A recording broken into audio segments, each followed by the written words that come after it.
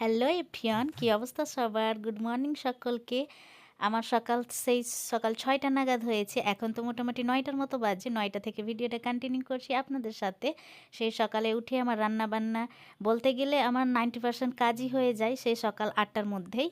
যেহেতু যেমন ধরুন রান্নাবান্না, বাসন মাজা, তারপর মাস্টারমশাইকে খাওয়ানো, ওর টিফিন রেডি করা, সব কিছু রেডি ফেডি করে ওকে পাঠিয়ে দিই মোটামুটি আমি ওই সকাল ৮টা নাগাদ। আর তারপর থেকে আমার তেমন কাজ থাকে না। বাড়তি যেগুলো কিছু ভেজা কাপড় থাকে, আজকাল দিন এত ছোট হয়েছে যে একদিনে তো আবার কাপড়গুলো শোকায় না।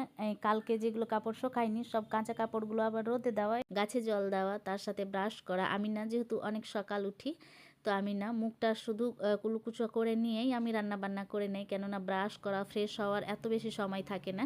অনেক তাড়াহুড়ো করে রান্না যে করতে হয়, সকালের রান্না, তারপর তার টিফিন রেডি করা, সব কিছু মিলিয়ে এত আমার আর হয়ে ওঠে না, যে সময় হয়ে ওঠে না যে নিজের জন্য একটুখানি সময় বার করে ফ্রেশ হই। তারপরেও ফ্রেশ তো অলওয়েজ থাকি, ব্রাশ তো সেই রাতে করে ঘুমাই, এমন নয় যে। যাই হোক, বাড়তি খুটখাট যেগুলো কাজ সেইগুলো করে নিচ্ছি। আর তার সাথে আজকে না সারাদিনটা ফারুক নবাবকে পড়াতে হবে। কাল থেকে ওর এক্সাম শুরু, মানে ফাইনাল যে পরীক্ষা সেটা শুরু।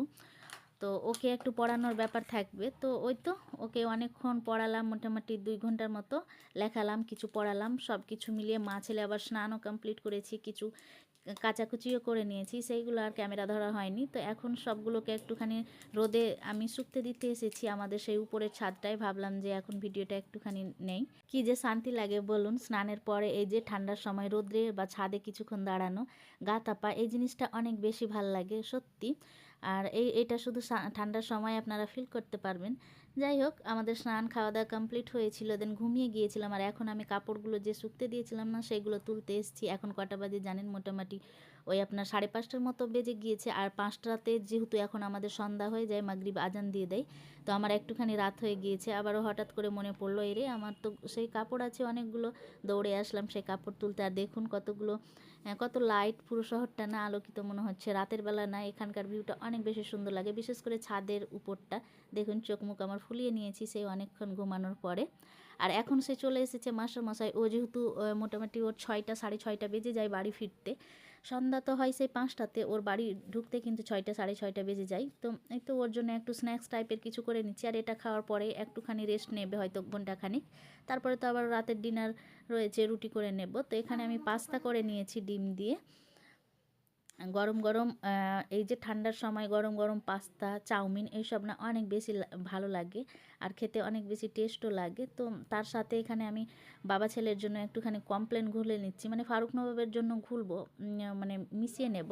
তার সাথে ভাবলাম যে একটুখানি ওর সাথে ওর পাপারও করে নেই, কেননা এমনি খালি দুধটা অতটা ভালো না লাগলেও আমি দেখেছি কমপ্লেন দেওয়ার পরে দুধটা একটু গাঢ় টাইপের হয়ে যায়, খেতে বেশ সুস্বাদু লাগে। তো ওর জন্যই বাবা ছেলের জন্য এখানে কমপ্লেন নিয়ে নিচ্ছি 2টা কাপে। 2টা কাপে আর কি হলেই হয়ে যাবে। আমি তো দুধ বা কমপ্লেন এসব আমার আবার অত বেশি শ্যুট করে না, অনেক বেশি অ্যাসিডিটির প্রবলেম হয়ে যায়। তো ওরা বাবা ছেলেকেই দিয়ে দেব, ওদের জন্য এটুকুনি গরম করে নিলাম। আর তার সাথেই তো পাস্তা অনেক বেশি টেস্টি আর অনেক বেশি ভালো ছিল। আর আমার না এই চাউমিনের থেকে পাস্তাটা অনেক বেশি ভালো লাগে, আপনারা একবার পাস্তাটা করে দেখবেন। তার সাথে আপনারা একটা ম্যাগি দিতে পারেন, যেটা সিদ্ধ করে নেবেন বা বয়েল করে নেবেন পাস্তার সাথেই। তারপরে একটা ডিম দিয়ে এমনভাবে ভেজে নিয়ে খেয়ে দেখবেন, তার সাথে একটুখানি ধনেপাতা ছিটিয়ে দিয়ে, অনেক বেশি টেস্ট লাগে। আমার না পাস্তাটা অনেক বেশি পছন্দ বা ফেভারিট বললেই চলে। আপনাদের কি ভাল লাগে পাস্তাটা খেতে? অবশ্যই আমাকে কমেন্টে জানাবেন। তো যাই হোক, আমরা গরম গরম পাস্তা খাই আর আবারও ফিরে আসি নেক্সট কোনো ভিডিওতে। ততক্ষণের জন্য বাই।